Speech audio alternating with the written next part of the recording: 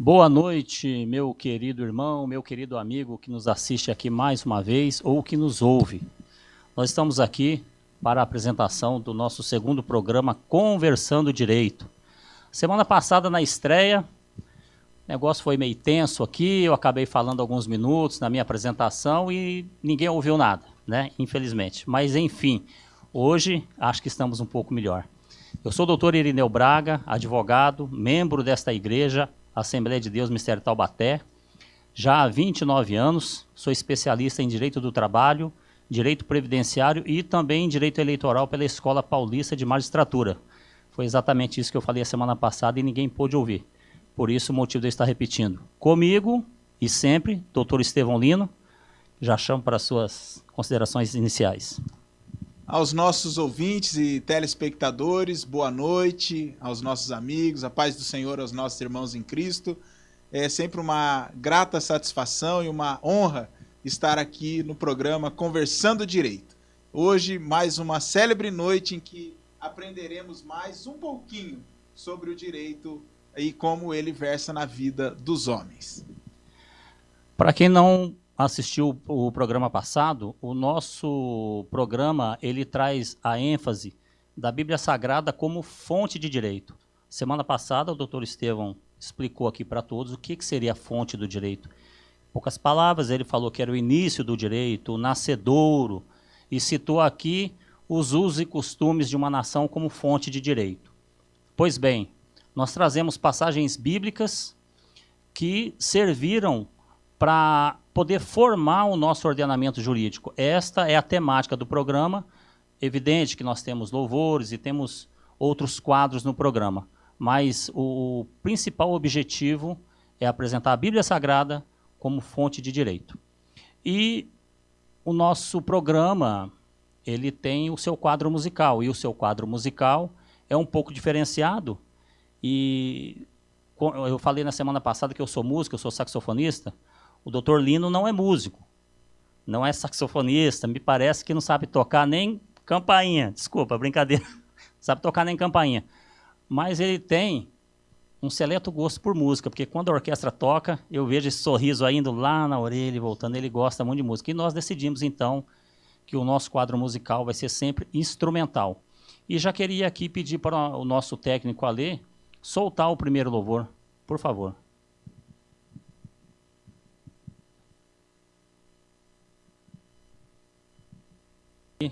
Para as pessoas que estão nos acompanhando aqui, Francisco Salles, Adilson Tobias, grande trombonista aqui da igreja, a Gilmar, a nossa secretária do escritório Braga e Andrade, Sociedade de Advogados, minha mãe, pastor Hilário Monte Fernandes, Nívia Natiele, assessora parlamentar do vereador Roberto Deleve, minha amiga. E não vou deixar hoje o doutor Estevão falar da sogra, eu vou falar primeiro. Marileia está conosco. Nós já vamos passar para a nossa palavra, doutor Estevão. Meus irmãos, amigos, ouvintes, telespectadores que nos acompanham nas mídias digitais, o nosso texto devocional do programa de hoje está no livro de Josué, capítulo de número 9, versículos de 3 a 6 e depois de 14 a 19.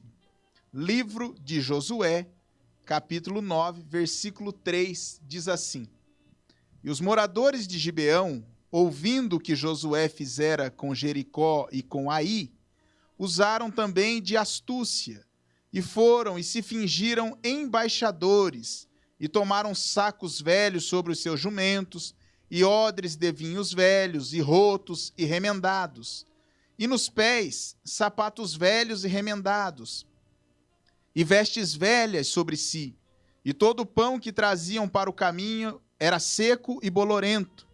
E vieram a Josué ao arraial, a Gilgal, e lhe disseram a ele e aos homens de Israel: Vimos de uma terra muito distante, fazei, pois, agora aliança conosco. Versículo 14. Então aqueles homens israelitas tomaram da sua provisão e não pediram conselho à boca do Senhor.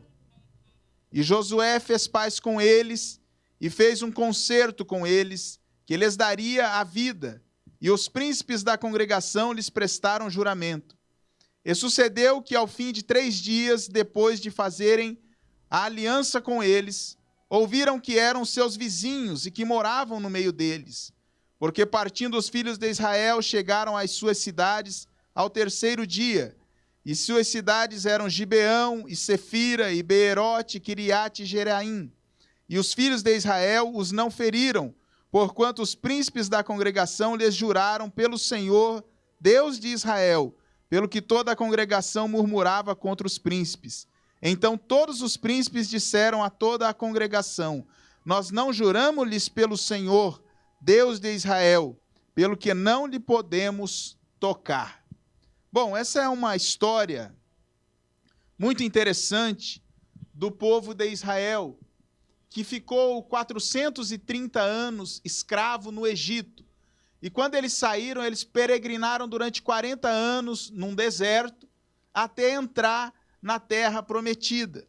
E eles haviam recebido um mandamento de Deus, que eles não deveriam fazer aliança, pacto, com nenhuma das nações que estavam na região de Canaã, que eles a possuiriam e dominariam aquela terra. No entanto, tão logo eles entraram em Canaã, eles destruíram uma cidade muito forte, com um material bélico muito forte, com estratégias militares muito fortes, que era a cidade de Jericó. Ela era totalmente cercada por muros, e era uma cidade fortificada, difícil de ser derrubada. Mas Israel venceu.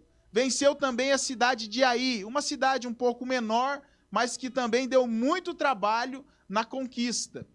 No entanto, esses vizinhos da região de Gibeão, eles ouvindo e ficaram com medo de que Israel viesse e destruísse eles também. Então eles bolaram uma estratégia. Eles pensaram: vamos dar um golpe neles, vamos enganá-los. Eles colocaram roupas velhas, como nós lemos aqui no texto. Eles colocaram sapatos velhos, pegaram pães bolorentos, odres de vinhos velhos, e caminharam e enganaram Israel. Falaram assim: nós somos de uma terra muito distante, não é daqui da região de Canaã, faz um pacto conosco. Esse pacto, doutor Irineu, seria hoje um acordo bilateral internacional entre 2 nações. Faz uma aliança conosco, uma aliança de paz. E Josué reuniu-se com os príncipes da congregação e fez aliança com eles. Acreditou que eles eram de fato de uma terra distante. Por aquela aparência que eles tinham de roupa velha, roupa rota, eles disseram assim: nós saímos de casa, essa roupa era nova. Nós saímos de casa, esses pães eram quentinhos, agora está todo embolorado. São muitos dias de viagem. E eles fizeram o acordo, fizeram a aliança. Passado 3 dias de caminhada, eles chegaram à terra de Gibeão e descobriram que aqueles homens que estavam com roupas velhas, fingindo de uma longa viagem, na verdade eram seus vizinhos. Mas daí já estavam comprometidos, já tinham fechado um acordo, uma aliança com eles. Feito essa aliança, todo o povo reclamou, porque o povo sabia da ordem de Deus de invadir e conquistar aquela terra. Mas uma vez feita a aliança, não podia retroceder na palavra deles. Então eles firmaram essa aliança com o povo de Gibeão por engano, Então, eu quero alertar aqui os nossos irmãos e amigos que acompanham o nosso programa. 2 aspectos que nós podemos aprender nessa situação para a nossa vida. Aqui, o texto sagrado diz assim, que eles não pediram conselho à boca do Senhor. Eles não consultaram o Senhor. Eles simplesmente foram e fecharam aquela aliança. É importante ressaltar que Josué tinha 85 anos de idade. Ele saiu do Egito com 45, peregrinou 40 anos no deserto, ele já tinha 85 anos. Portanto, ele era um homem experiente, um homem hábil, um homem inteligente, já tinha experiência da vida. E mesmo sendo experiente, caiu no engodo. Ele foi enrolado naquela situação que os gibeonitas prepararam para ele. Então a segurança do cristão está em buscar ao Senhor antes de fazer os negócios, antes de fechar alianças, antes de concluir os seus projetos, buscar conselho da boca do Senhor. E o segundo aspecto que eu ressalto é sempre a pressa, a urgência em resolver a situação, porque orar ao Senhor não quer dizer que Deus vai responder imediatamente. E muitas vezes nós ficamos aflitos por fazer, por resolver, por investir, por comprar, por vender, por negociar, e aí nós não esperamos o conselho de Deus e vamos andando segundo o nosso próprio caminho, correndo o risco de cair num golpe, num engodo engendrado pelos adversários. Então, na palavra devocional de hoje, fica aí esses dois aspectos.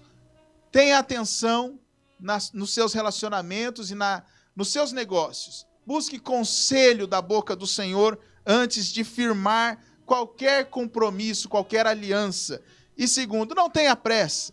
Busque ao Senhor em oração e não tenha pressa para sair concluindo os seus negócios. Aguarde a resposta.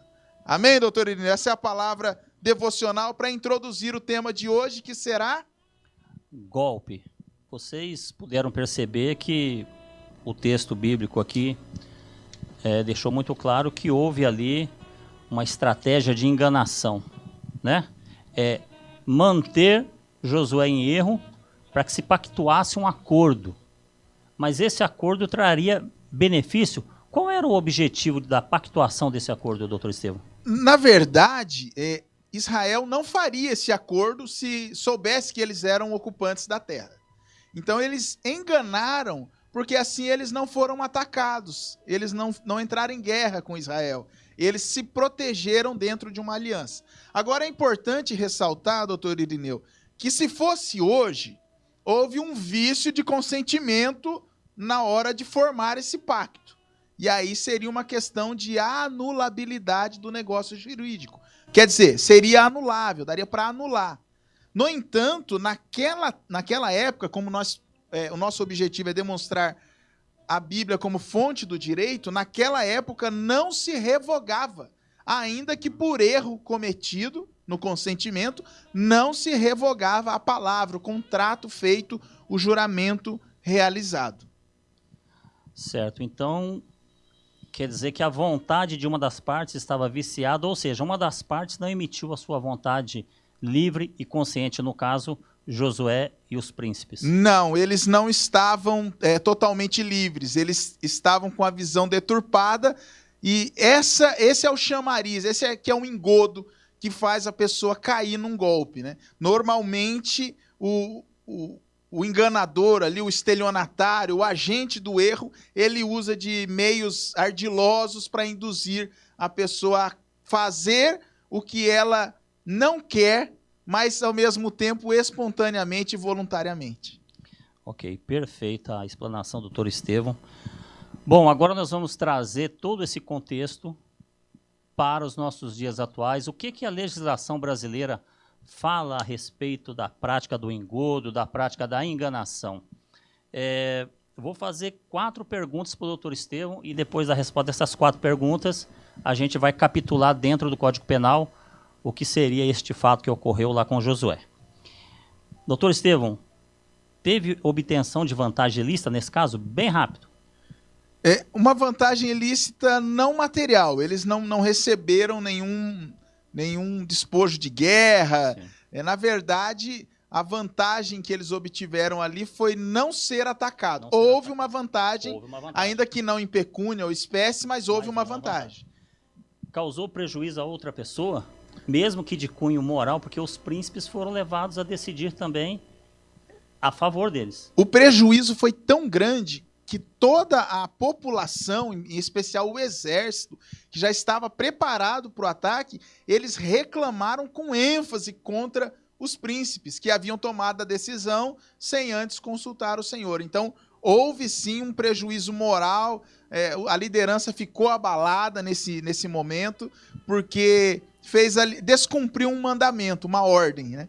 E acabou praticando esse pacto. Muito bem, um segundo prejuízo seria a questão que o doutor deixou bem claro, que não se poderia voltar atrás.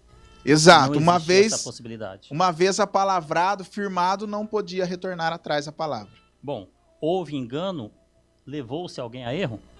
Isso com certeza, né? O engano foi dizer que era de longe, sendo que eles eram de perto. Induziu, sim, Josué, o líder maior da nação, e todos os príncipes em erro. Meu caro ouvinte, você que nos acompanha pelas redes sociais, essas 4 questões que eu perguntei para o doutor Estevão, era justamente para poder capitular no artigo 171 do Código Penal Brasileiro, que fala o seguinte: obter para si ou para outrem vantagem ilícita em prejuízo alheio, induzindo ou mantendo alguém em erro, mediante artifício, ardil ou qualquer outro meio fraudulento. Pena, reclusão de 1 a 5 anos e multa. Ou seja, tudo que aconteceu ali está capitulado no artigo 171 do Código Penal. Doutor Irineu, uma curiosidade para os nossos ouvintes: quando no popular, na norma coloquial, um brasileiro se refere a uma pessoa que conta muita história, muita vantagem, ela diz assim: ele é maior 171. É porque vem desse artigo, que é o artigo 171 do Código Penal Brasileiro, que é o artigo que fala do estelionato, a pessoa que induz outro em erro mediante artifício ardil ou qualquer outro meio fraudulento. É o famoso 171. Bom, portanto, assim a gente encerra aqui o nosso bloco da comparação da Bíblia Sagrada para os dias atuais. Conseguimos demonstrar mais uma vez a Bíblia Sagrada como fonte de direito. Você que já nos acompanha já sabe o que é fonte do direito. Já pode até sair ensinando aí para as pessoas o que é fonte do direito. Nós vamos falar hoje sobre golpes, né? O assunto ele é interessantíssimo, é um assunto intrigante. Provavelmente, eu não sei se a gente consegue, escolhemos alguns golpes, não dá para falar de todos os golpes. Mas podemos falar primeiro da clonagem do WhatsApp? Sim, doutor Irineu, mas antes de entrarmos no assunto, você, telespectador, ouvinte da nossa web rádio, mande aí nos seus comentários os golpes que você conhece da praça. Nós selecionamos alguns poucos que nós conhecemos, mas a criatividade do estelionatário, ela é abundante. Tenho certeza disso. Então, se você conhece algum golpe, comenta aí nos comentários do Facebook, do YouTube, e nós vamos conversando aqui com essa interatividade, vai ser muito interessante. Vai ser. Antes da gente começar, então, com a clonagem do WhatsApp, que é um golpe até um pouco mais recente, vamos de música, Lê? Vamos ouvir mais uma?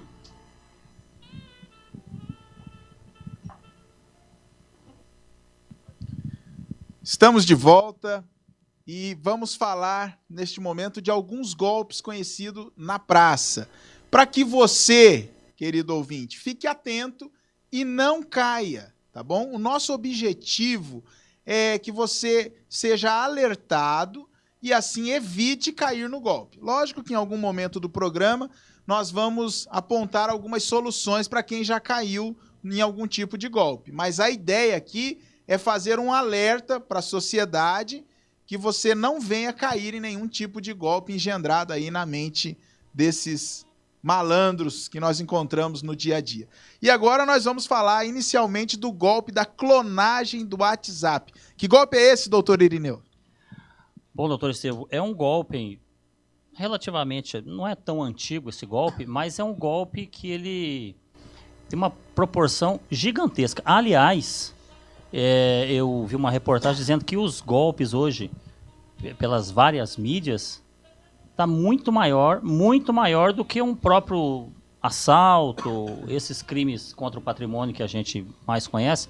Quer dizer, o meio cibernético ele tem aí se multiplicado de forma gigantesca. E no WhatsApp, o que acontece? Geralmente, o estelionatário ele consegue o seu contato porque, invariavelmente, você colocou anúncio num site de vendas, seja no LX, seja no Mercado Livre, e você deixou ali o seu contato.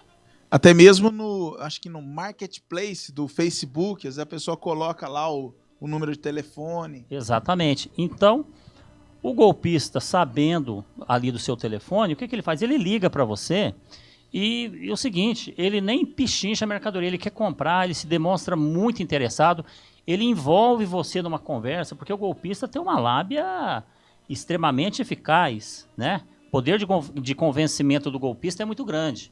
Então ele envolve você numa conversa e acaba pedindo para você mandar para ele o código de ativação do WhatsApp. E você, interessado em vender o seu produto, já ficou todo feliz porque o cidadão já fechou a compra. O que você faz? Envia o código para ele. Nesse exato momento, o seu WhatsApp ele cai. Você Então, não tem o WhatsApp mais. Uma coisa interessante tem que ser dita é que ele não diz que é o código do WhatsApp. Ele fala assim, você vai receber um código aí de confirmação. Código de ativação. Um código de confirmação da compra e venda, enfim, da história que ele estiver contando. Uma muito comum, doutor Irineu, que eu tenho escutado muito, é ligar e dizer que é do Ministério da Saúde. Está fazendo uma pesquisa para o combate à Covid-19, e aí ele informa os dados, o seu nome, aquilo que ele já pescou da vítima na internet, e aí ele fala, olha, para confirmar esta entrevista para o Ministério da Saúde, você vai receber um código, me informe, por favor, os números, ou o alfanumérico, o que for. E aí a pessoa pensa que está falando mesmo com o Ministério da Saúde, que aquele código é para confirmar essa pesquisa, e aí ele acaba informando para o estelionatário a senha ali, o código de ativação do WhatsApp que é clonado. Uma vez clonado o WhatsApp, o que é que o golpista começa a fazer, doutor Irineu? Bom, uma vez clonado o seu WhatsApp, primeiro você vai perder o seu acesso e ele praticamente vai espelhar no aparelho dele todos os seus contatos, todas as pessoas. E ele vai ler as conversas, ele vai sacar ali qual o relacionamento que você tem com aquela pessoa, com outro. Então ele vê que tem um parente, tem um amigo, e aí ele cria uma história, um novo engodo, né? Um crime continuado, e fala o seguinte, olha, fulano, eu tô com o carro quebrado, eu bati o carro, você não poderia transferir X valores, eu preciso pagar o guincho, tem pessoas machucadas, e inventam uma série de histórias, que é evidente que nem todo mundo vai lá na mesma hora, mas muitas pessoas, pasmem vocês, muitas pessoas, tamanho grau de amizade que tem com aquela pessoa, que não se importam em chegar e fazer, por exemplo, hoje que é tão fácil, um Pix de R$2.000, R$3.000 e valores até maiores. Ou seja, transferiu o valor, caiu no golpe. Não é o seu amigo, é o golpista. Uma coisa interessante, doutor Irineu, que fica claro que é golpe, é que a pessoa pede sempre para depositar numa conta de um terceiro. Então, como é que funciona? Suponhamos que o meu WhatsApp estivesse clonado.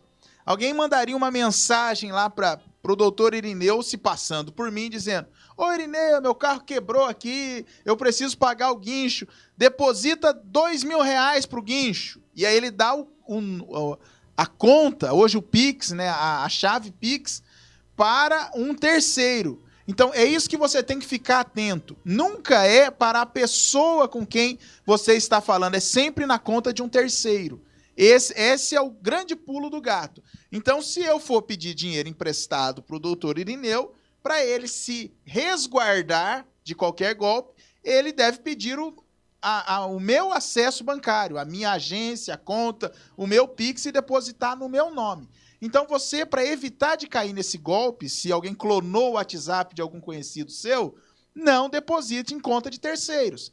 Então, aconteceu recentemente com uma conhecida, clonaram e mandaram para o filho. Oi, filho, preciso pagar uma conta, deposita na conta de fulano. E ele depositou, porque ele pensou que era a mãe dele. R$800 e perdeu o suado dinheirinho dele. Então, qual é o pulo do gato? Fala, olha, eu deposito, mas eu deposito na sua conta e aí você faz o pagamento a quem de direito. Exatamente, é muito bem observado. Existem maneiras de você se proteger, né? Desconfie sempre não é tão comum assim as pessoas, um amigo que nunca te pediu dinheiro, de repente está te pedindo dinheiro. Então desconfie. Faça como o doutor Estevam falou, peça para depositar na sua conta, passa os seus dados bancários. A ferramenta WhatsApp, doutor Estevam, ela tem um mecanismo de segurança para essas questões quando pede-se o código de ativação, tá? No seu celular, no seu aparelho celular, você vai lá na aba do WhatsApp e configura a verificação em 2 etapas. Ou seja, esse código, né, essa senha, só vai ser liberada após você liberar no seu WhatsApp e no outro meio que você deixou como verificação, que geralmente é o seu e-mail.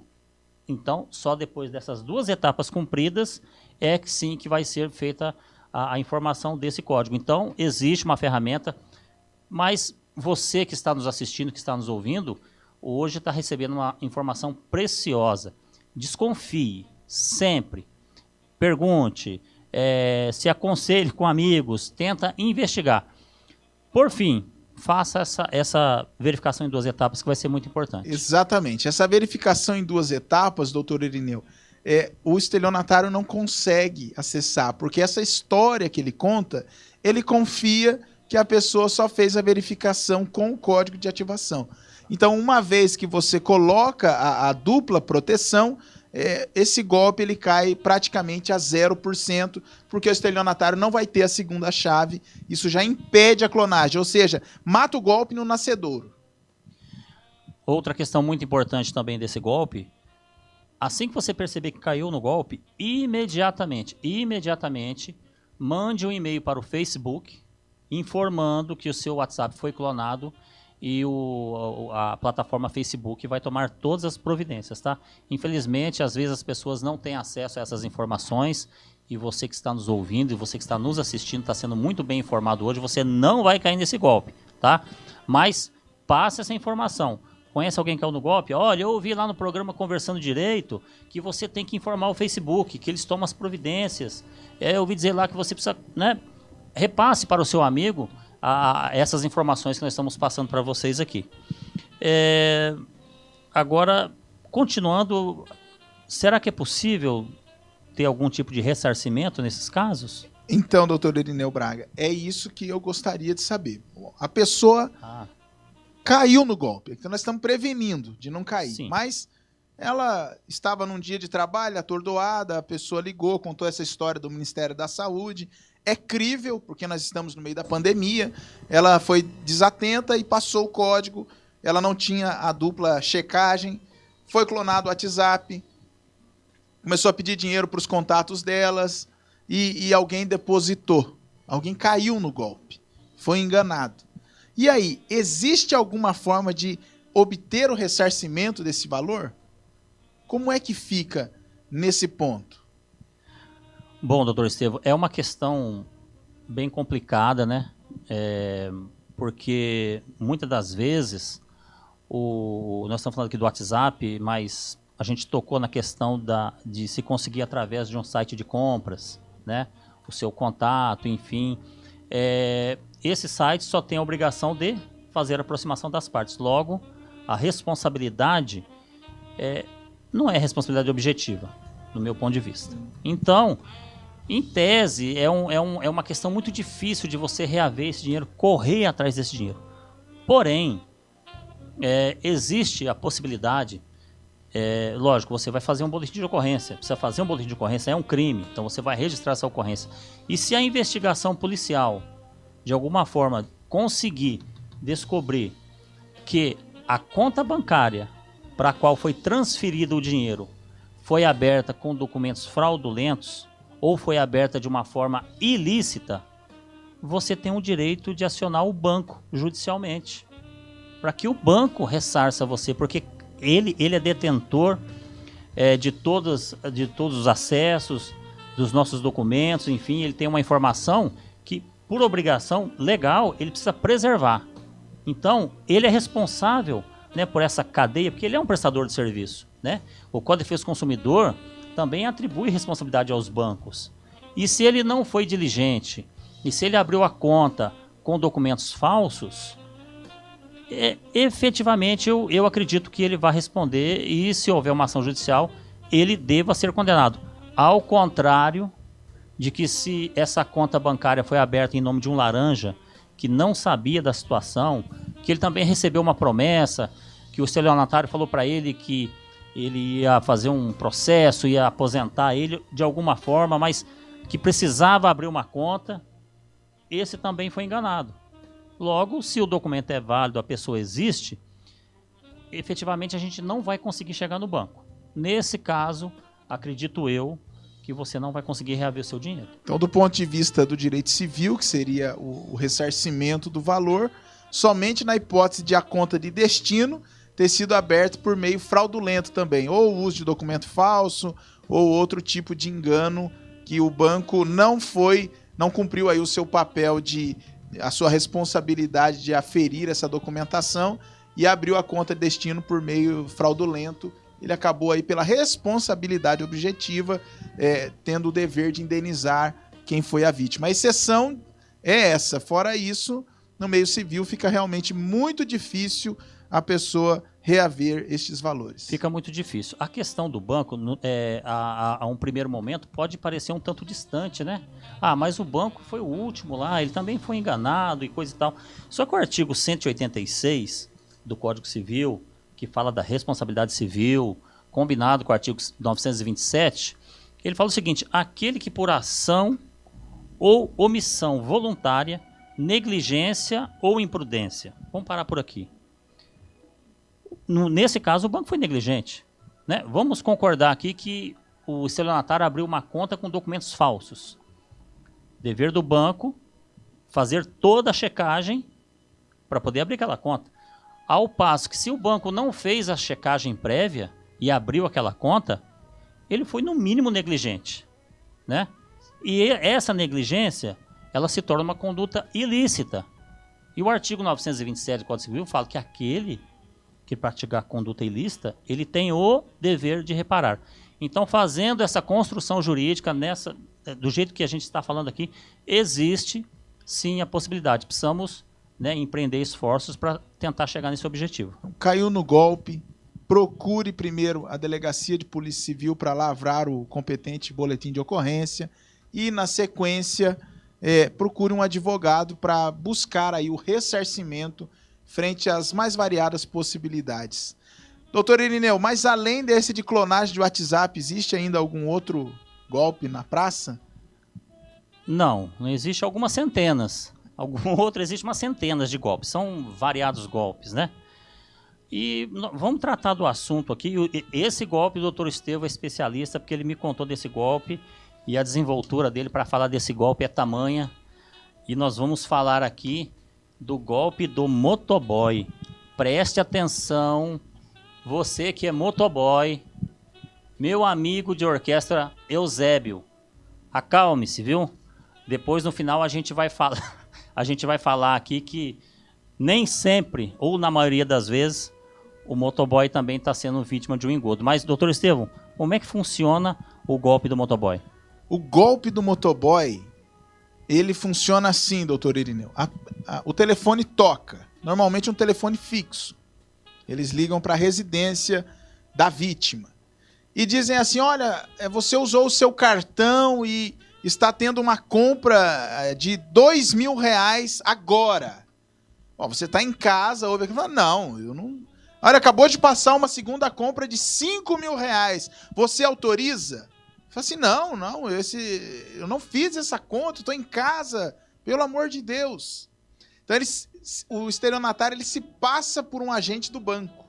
Ele finge ser do seu banco e diz que está havendo uma compra no seu cartão. Obviamente você vai negar, a partir daí você já fica nervoso, já começa a tremer. Meu Deus, meu cartão... está envolvido. Já está envolvido. O emocional dessa pessoa já tirou toda a consciência dela possível. Ele já abalou o emocional, ele já mexeu nas bases. Aí ele começa a contar uma história e diz assim: nós precisamos, portanto, cancelar o seu cartão porque ele foi clonado. O senhor usou algum dia, aí você acaba contando que usou, aonde usou, como usou, quanto gastou. Ele arranca essa informação da vítima e aí ele fala: olha, nós vamos cancelar o seu cartão. Para isso, nós precisamos confirmar algumas informações. E aí ele pede nome, CPF, RG, endereço e a senha de acesso do cartão. Esse é o golpe fatal, né? A senha.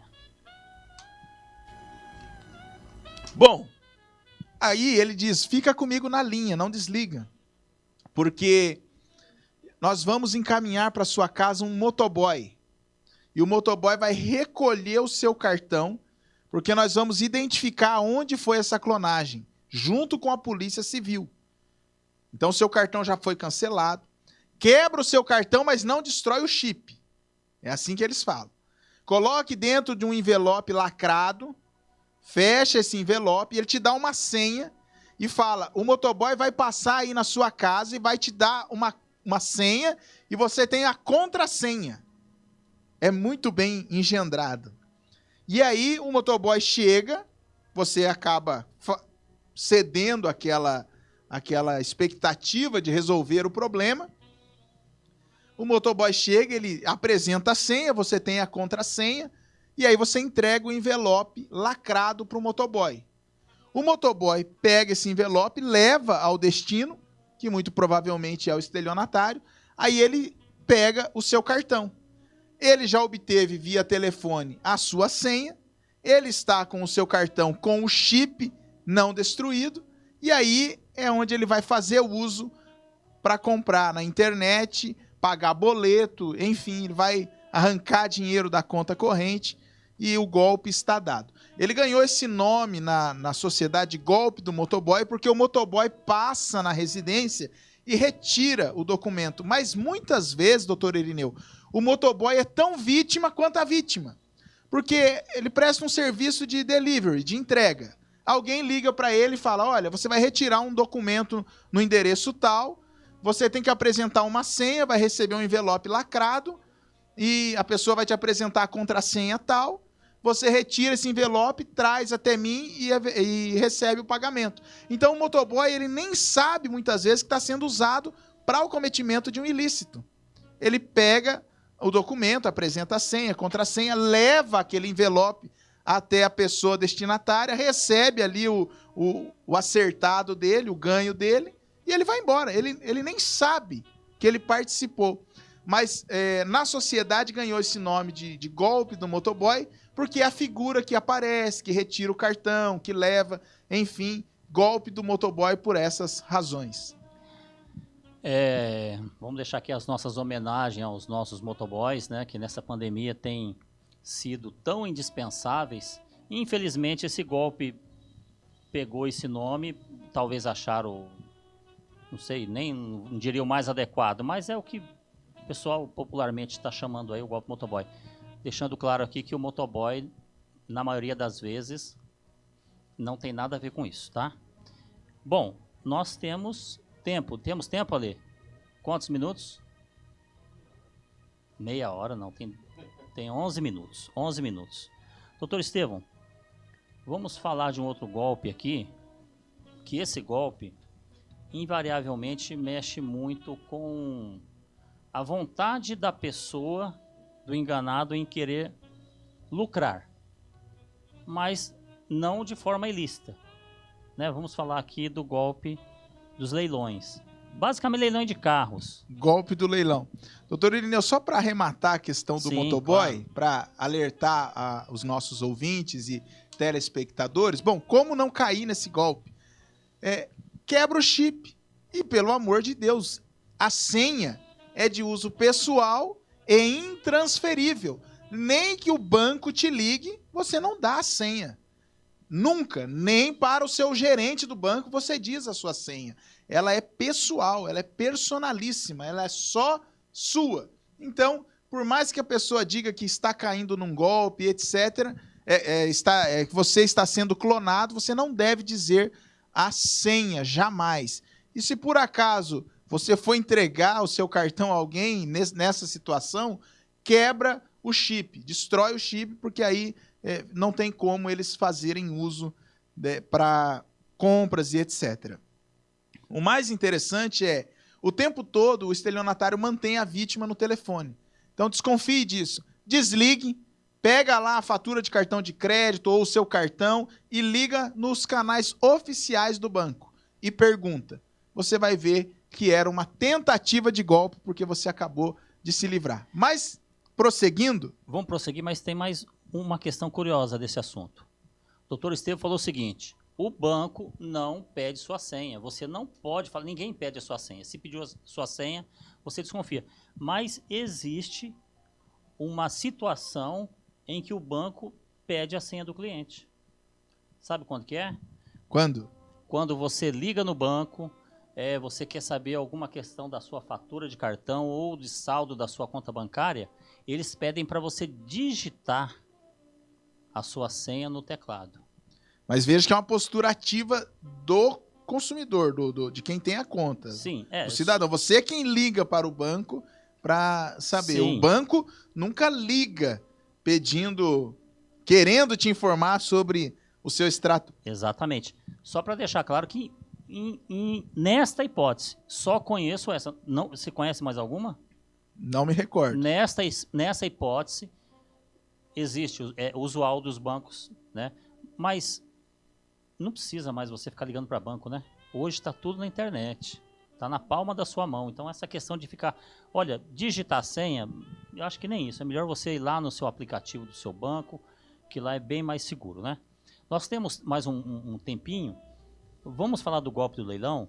Porque Sim. também é um golpe muito interessante. Muitas pessoas já caíram e, invariavelmente, esse golpe leva muito dinheiro. A lesão ao patrimônio é 50, 60, 70, 80 mil reais. Esse golpe é dificílimo de prevenir. Talvez dos golpes o mais difícil, doutor. Por quê? O leilão, ele já promove a venda, principalmente de veículos. O leilão de imóveis é mais complexo, portanto, os estelionatários não utilizam, mas é leilão de veículo. Então, você quando vai adquirir um bem de consumo, como um veículo, num leilão, ele já é abaixo do valor de mercado por diversas razões. Então, em torno de 60%, 70% do valor do bem. Então, você já vai pagar mais barato. Então, é difícil desconfiar. Um veículo de 40 mil está no leilão por 25, é normal. É a coisa mais comum que existe. Inclusive, quem vai a leilão de veículo para adquirir já vai na expectativa de comprar mais barato. Se fosse para pagar o preço de mercado, ele ia em uma revendedora, alguma autorizada. Sim. Concorda? Sim. Então, esse é o primeiro ponto. O segundo é que esse golpe é sempre no leilão virtual. É na internet. E ele está em alta por conta da pandemia. Porque os leilões presenciais foram suspensos, todos os leilões estão ocorrendo de forma virtual, e aí favoreceu o cometimento de crimes desse tipo de golpe. A pessoa clona o site do leilão. Clona idêntico. Coloca lá o produto. A pessoa dá lance. Ela compra. O próprio estelionatário dá lance. Exato, para às vezes aumentar o valor do golpe. Exatamente. Aí você arremata o bem. Ele envia um boleto. Você paga o boleto. E era tudo um golpe. E ainda pede para você, para dar aquela roupagem de veracidade, pede para você enviar os seus documentos. Ainda pede para você enviar os documentos. Inventa lá um e-mail qualquer, leilões, não sei o que, @tal, você envia lá seus documentos e ainda vai ficar com seus documentos. E aí, depois que você transferiu o dinheiro, olha, 48 horas o senhor pode ligar aqui para vir retirar, para marcar aqui a retirada do seu veículo, já vai estar transferido no seu nome. E depois das 48 horas, aquela ingrata situação de você entrar no site. Não tem um site, se tiver, talvez eu tenha um site original. O senhor não comprou nada aqui, o senhor não arrematou nenhum veículo. Você vai no telefone, o telefone não existe mais. E-mail, ninguém responde. E aí, doutor? Então, como prevenir o golpe? É possível, como eu disse, é um dos mais difíceis. Mas o leilão oficial, lá embaixo no rodapé do site, vem escrito site seguro. E ele tem lá um safety net que mostra que aquele site é o original. Esse é o primeiro ponto. O segundo, atente à extensão do nome. Eu vou citar aqui nominalmente o leilão da nossa região de veículos, que é aqui em Caçapava, amplamente conhecido, que é o Quariglia Leilões. Não está pagando o merchan aqui, mas vai nos servir de exemplo. Pode pagar depois, viu? O Quariglia, ele tem lá o seu site oficial, que é onde as pessoas aqui da nossa região adquirem os bens. Então tem que ficar atento. Quando o estelionatário gera o boleto, no boleto vem qual é o emitente. Aí você tem que checar o nome e o CNPJ, porque eles fazem uma montagem de boleto. Ok, no boleto constava o nome, mas na hora que você joga para pagar no seu banco, ele dá lá o destinatário.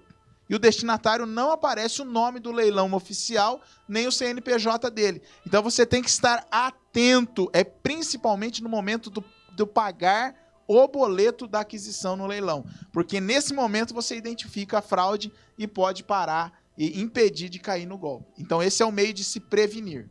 Agora, veja que, como a gente já vem falando, essa pessoa que comprou esse veículo no leilão, ela já está também envolvida emocionalmente. Por quê? Porque ela quer muito aquele bem. Geralmente, boa parte das pessoas que compram carro em leilão é porque ela quer revender aquele veículo. Às vezes é um negócio, ele trabalha com isso, né? E até as pessoas que já estão acostumadas com isso, muitas vezes caem. Por quê? Tamanha é a identidade das páginas. Nem sempre a pessoa vai ter aquela frieza de olhar, deixa eu confirmar aqui se o safety aqui no rodapé é isso mesmo, na hora de fazer a transferência, checar se o CNPJ bate, se o nome do leilão é o mesmo. A pessoa já está envolvida, né? Até porque, doutor Irineu, no Brasil nós temos o que nós chamamos de nome fantasia e razão social. Então você olha lá, padaria Pão Gostoso. Quando sai a notinha lá do caixa é José da Silva Limitada. Enfim, é razão social. É uma situação normal. É muito comum. Então, entrar lá e ver o nome do leilão e na hora do boleto tá um nome diferente, o brasileiro ele já é meio acostumado com isso. Mas os leilões oficiais, eles têm um CNPJ. Você tem que ficar atento se é o CNPJ que consta do boleto, porque no boleto consta o CNPJ, mas na hora que você digita o código de barras no seu pagamento do banco, ele dá um outro destinatário, porque é uma composição, uma montagem, é um boleto fake, falso. Então ali é que você identifica. Você já está quase para apertar pagar, tem que desistir para não cair no golpe. Então veja que você tem, sim, possibilidades de fazer uma verificação. E voltando lá no texto que o senhor leu, lá o povo não orou, não foi? Isso, o não povo pediu conselho, não foi diligente. Não foi diligente. Esses exemplos aqui também são todos de pessoas que não são diligentes. Não estou dizendo que você, de repente, necessariamente não, eu vou entrar no site do leilão, agora eu vou pedir uma oração para que Deus me ilumine. Se você fizer isso, ótimo. Mas isso não retira a sua obrigação de ser diligente, não é? A gente vive num mundo que é dos espertos. Prove que você também é esperto, não caia em golpes. Uma coisa interessante, doutor Irineu, o senhor falou, são pessoas que às vezes já estão acostumadas a comprar e vender em leilões. Compra e faz uma revenda de um veículo, ou seja, tem experiência. Por isso que eu fiz questão de ler o texto de Josué e demonstrar toda a experiência dele. 85 anos de idade, ele era um líder, ele era um general de guerra, e toda essa experiência dele não impediu ele de cair no golpe. Então, o estelionatário conta uma história bem contada e ele leva o doutor, o semi-analfabeto, a pessoa que tem experiência, o inexperiente. A questão é a diligência, a atenção no momento que está realizando o negócio. E você sabe quem é a pessoa que não vai cair em golpe? É quem está nos assistindo. Você que está até agora nos assistindo, pelo menos nesses aqui você não vai cair, tá? Fique esperto que tem muitos outros assuntos. Talvez a gente possa prolongar esse programa para uma próxima oportunidade, porque o nosso tempo já acabou. Pelo que eu estou vendo no relógio ali, é isso, Ale? Acabou? Então, doutor Estevão, o nosso tempo acabou. Eu gostaria de falar de outros golpes aqui. Tá bacana o assunto. Sim, vamos... nós temos abraço. Vamos deixar marcado, então, doutor Irineu, para a semana que vem, nós vamos retornar e fazer o tema Golpe 2, o retorno. Golpe 2. Golpe 2, a missão. Porém, aí nós discutiríamos outros golpes e mais esclarecimentos para os nossos telespectadores, como reaver, ação indenizatória, meios legais e jurídicos de obter aí um favorecimento da lei para se resguardar e se ressalvar. Exatamente. O nosso programa, ele tem um quadro aqui que se chama Assunto Destaque da Semana. Nós equivocadamente colocamos o golpe ali, mas o golpe é o tema, né? Doutor Estevão me corrigiu que o golpe é o tema. Mas o assunto destaque da semana, olha, eu vou trazer as ações de revisão do FGTS que nós falamos semana passada. Mas, doutor Irineu, isso aí já não é mais. Você já falou semana passada dessas ações e tal, dessas questões, mas ela voltou a ser assunto, sabe por quê?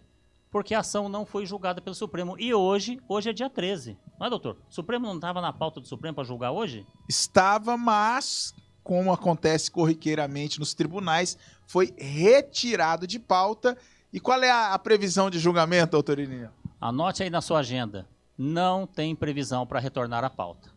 Ou seja, tamanha a repercussão que eles estão deixando esse negócio para depois, e a gente agora vai ficar nessa indefinição, que eu acho que o judiciário peca, mas peca muito, porque nós precisamos de um judiciário célere. Um judiciário não célere, ele não oferece justiça. Concorda, doutor? Verdade. Então, meus queridos, o assunto destaque da semana foi esse. Infelizmente, é um assunto que nos deixa tristes, porque eu queria muito debater aqui hoje qual foi a decisão do Supremo. Seria assim, o auge do nosso assunto se encerrando hoje na questão do FGTS, mas o Supremo deu uma engavetada lá nesse processo. Enfim, doutor Estevão, vamos mandar os nossos abraços. Vamos ouvir mais uma música? Mais uma música. Mais uma música. Vamos avançar um pouquinho nosso horário, mas a gente vai voltar já para encerrar o programa e mandar os nossos abraços.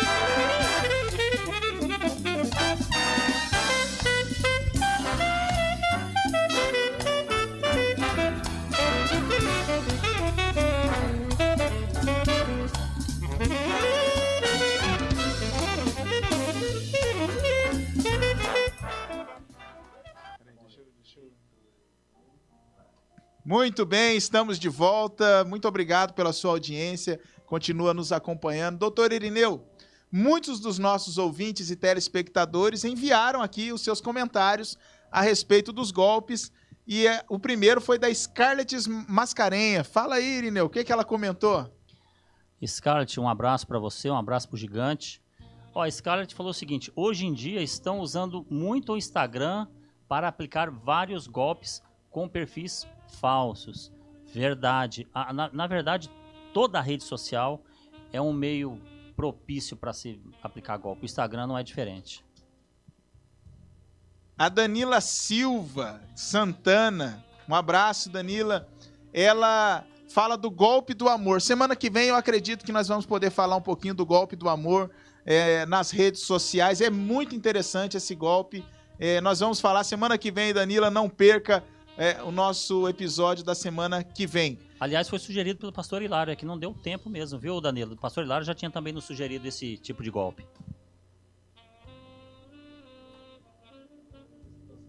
Aguinaldo Battistini, né? Aguinaldo Battistini. Peraí, Aguinaldo Battistini, é isso mesmo? Battistini? Isso, é o Aguinaldo. Ele tem ele tá parabenizando o doutor Estevão. Doutor Estevão, pode ir? Ele tem uma empresa de tecnologia, o Aguinaldo, e ele está ali dizendo a clonagem de páginas iguais aos de banco, onde induzem incauto a inserir dados. Ou seja, como eu disse, a clonagem do leilão, o estelionatário aí, ele faz a clonagem da página do banco para a pessoa inserir ali os dados bancários dela, inclusive a senha, e daí ser copiado. Para isso precisa de um bom sistema de antivírus para checagem, etc. Muito obrigado pela participação, Aguinaldo. Esse golpe, se você colocar na internet lá o golpe phishing, que do inglês é pescando, é exatamente isso. Acontece muito com e-mail também de banco. O banco, você já deve ter recebido alguns e-mails do banco pedindo para você fazer alguma coisa. Esse golpe chama-se phishing. Talvez a gente também possa falar nele numa próxima oportunidade. Luiz Carlos Rodrigues. Comprar mercadoria. Quando batem na sua casa, passando o seu cartão, eles acabam retirando valor além daquilo que você comprou. É verdade, é o PAP, porta a porta, o vendedor leva uma maquininha de cartão e a pessoa tá ali distraída, ele vendeu. Aqui em São José estava acontecendo o golpe do morango, 3 caixinhas de morango por R$12, mas a pessoa colocava um zero a mais, 120, e na hora que você inseria a senha ali, acabava caindo num golpe, comprando, ao invés de 12, R$120. Complementando o golpe da maquininha, já aconteceu comigo, mas eu fui diligente. Eu não caí no golpe. Eu estava viajando com a minha esposa, com a minha família, a gente estava numa praia. E aí, comemos no restaurante, o garçom veio com a maquininha de cartão. Ó, doutor, aqui a maquininha, tá, não, pode digitar aqui. Aí, você sabe o que ele fez? Ele não colocou para digitar a senha. Ele colocou na aba digitar valor, certo? E eu digitei a minha senha de 6 números, só que eu tenho o costume de olhar sempre no visor, na filipeta. Eu digitei a minha senha. Na mesma hora, eu cancelei, deu cancelar, e eu falei assim, meu amigo, você não colocou o valor aqui. Aí desculpa, deu, né? E depois colocou o valor e eu coloquei a senha novamente. Mas é um golpe, porque o que ele faz? Você vai digitar a sua senha, ele vai embora, alguém vai chamar ele, aí daqui a pouco, doutor, não passou aqui, o senhor pode ir? Ele já tem a sua senha e tem os dados do seu cartão que está na máquina depois. É um golpe também da máquina. Ah lá, o Dalprá, o Sebastião Dalprá, Glaucio Dalprá, hoje tentaram dar um golpe na gente, na atualização do cadastro bancário. Olha o phishing aí, tá vendo? Tentando pescar. A Danila Silva comentando sobre a verificação em 2 etapas. Mas enfim, muito obrigado pela participação aí dos nossos... sim, olha lá, o Aguinaldo falando do golpe do Mercado Livre. Esse vai ao ar semana que vem. Se Deus quiser, ele estava anotado aqui, vai com certeza ao ar na semana que vem. Meu amigo Roberto do Eleven, vereador aqui de São José dos Campos pelo 3º mandato, está me dando a grata satisfação de estar assistindo o nosso programa. Olha, eu estou muito satisfeito. Ele está nos desejando aqui uma boa noite e também ao doutor Estevão, né? Está prestigiando o nosso programa e está agradecendo pela iniciativa. Afinal de contas, é uma prestação de serviço público, gratuito, né? Estamos aqui de forma gratuita trazendo essas informações. Roberto, muito obrigado pela sua audiência, estamos extremamente felizes com a sua participação.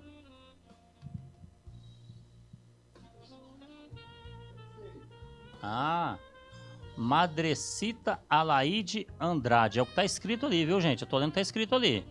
Doutor Irineu, eu preciso pegar um remédio de alto custo. Alguém de vocês pode me ajudar e indicar um lugar onde eu possa ir? Sim, nós podemos indicar sim. A senhora pode fazer contato aqui com a direção da rádio. Qual o telefone ela pode ligar, Lê? 3942-4383. 3942-4383. A senhora pode falar com o pastor Luiz, deixar o seu contato que a gente retorna para a senhora, viu? Olá, Aguinaldo, mais uma vez falando que aconteceu comigo, comprar um carro em meu nome. Quem foi enganado foi o banco, mas o prejudicado fui eu com o score rating do Serasa despencar, porque daí ele ficou inadimplente, deu aquele score, foi lá embaixo, prejudicando muito ele. Aí precisa fazer um financiamento de uma casa e de um veículo, ou seja, não vai ter aprovado a sua ficha. Vai ficar numa situação complicada. Bom, opa, esse é longe. Olha da onde que é isso aí, de Uruguaiana, Tomás Cunha. Tomás é um grande músico do Exército Brasileiro, exímio trompetista.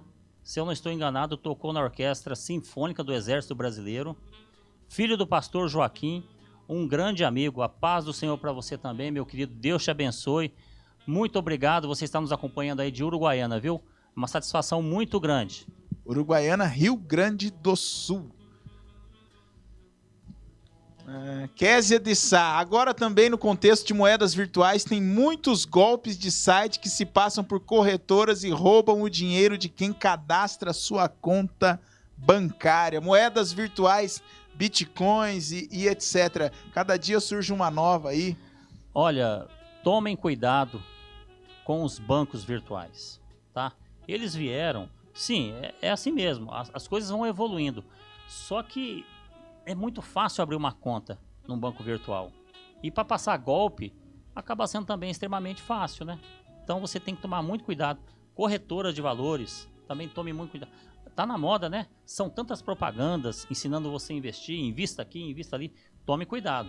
Essas criptomoedas, elas são bem perigosas. Isso é para quem conhece muito esse mercado. Isabel Suíço, Deus abençoe, boas informações lá da Flórida, nos Estados Unidos. Moisés Ivo Suíço e a irmã Isabel, o nosso abraço e agradecemos a audiência. Grande abraço, Moisés, grande abraço, Isabel, Deus os abençoe. Também Osmar Craveiro, pastor, agradecendo aí, dando os parabéns aos doutores pelo excelente esclarecimento. E são muitos outros os que estão comentando conosco. Eu fico muito feliz com a audiência e grato mesmo. Mas, doutor Irineu, nós temos estreia de algum quadro no dia de hoje? Estamos começando aí a segunda semana. Tem algum quadro para estrear no dia de hoje? Então, esse é o nosso segundo programa, né? Eu acho que vocês já perceberam que o nosso cenário aqui atrás já mudou, né? Vocês estão vendo uns carros passando lá. Semana passada estava uma imagem estática, parada. Mas agora a nossa técnica aqui, dirigida pelo nosso amigo Alê e a princesa Daiane, sua noiva, vai ser o próximo casamento aqui da igreja, eles também já vão nos arranjando aqui uns cenários mais bonitos. Então, novidade do cenário, novidade no horário, que mudou para as 20, novidade no próximo quadro. Qual é o quadro? É a dica cultural da semana. Então quer dizer que além de prestação de serviço, boas informações, o senhor também está preocupado em manter as pessoas bem informadas culturalmente? Exatamente. Uma dica simples. Um filme, um bom documentário, uma orquestra sinfônica, um evento cultural, um teatro, um livro, uma coleção de livros, enfim. Todas as semanas nós vamos dar uma dica cultural. Já tem uma para hoje? Nós temos uma para hoje que tem tudo a ver com o tema que foi discutido. E o que é? É um filme muito interessante, tá aí aparecendo na sua tela. O nome do filme é Golpe Duplo, com um ator muito famoso de Hollywood chamado Will Smith. E sabe que tem um brasileiro que participa desse filme? Não é o Santoro? É o Santoro. Rodrigo Santoro, ele faz participação nesse filme. É um filme muito interessante. Você vai aprender aí, vai se aculturar como que funciona a mente do golpista. Porque daí você entendendo como ele pensa, você vai estar antecipando-se a ele na jogada que ele vier tentar contra o seu patrimônio. Muito bem, doutor. Vamos encerrando, vamos nos despedindo hoje. Foi uma satisfação ter todos vocês conosco. É impagável ter a participação de vocês aqui. Acredito que o doutor Estevão Lino também muito satisfeito. Infelizmente, a gente não pôde citar todos os nomes, né? Minha mãe também, que está assistindo o programa. Existem muitas pessoas que estão interagindo com a gente aqui. É uma satisfação muito grande. Semana que vem estaremos aqui novamente com o assunto golpe. Vamos falar mais um pouco sobre isso. E logo, logo terá o programa. O senhor tem a agenda? Não tem agenda? Eu estou sem agenda. Está sem agenda. Mas só fala para mim quem é o próximo programa, Lê. Papo de Obreiro com o Miquéias Reis, às 22 horas. Meu muito obrigado, meu boa noite. Fique na paz do Senhor, doutor Estevão. Eu quero também agradecer a sua audiência, a todos os amigos que comentaram aqui, tanto no YouTube quanto no Facebook.